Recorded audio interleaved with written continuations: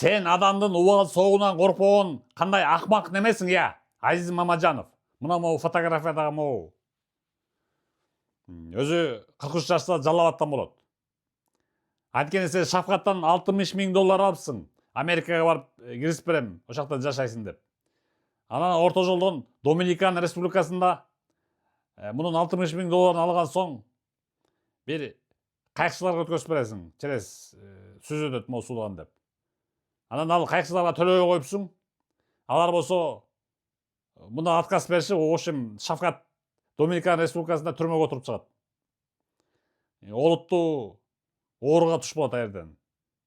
А сен болсо ошо түрмөдө отурганды пайдаланып, бетиктенип, авиристенип, кайра Шавкаттын инисинен кайра 20 000 доллар сурапсың. Ушунчалык мыкаатсың бия.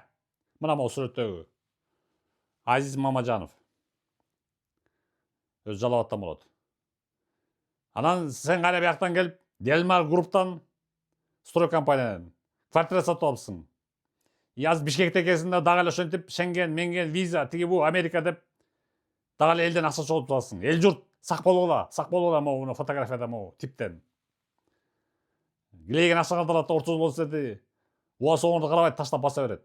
Түрмөгө сен отурасың, эмиграцион түрмөдө сен отурасың, сен кыйналасың. Ошо 100 000 деген, 50 000 деген долларларыңарды жоготосуңар.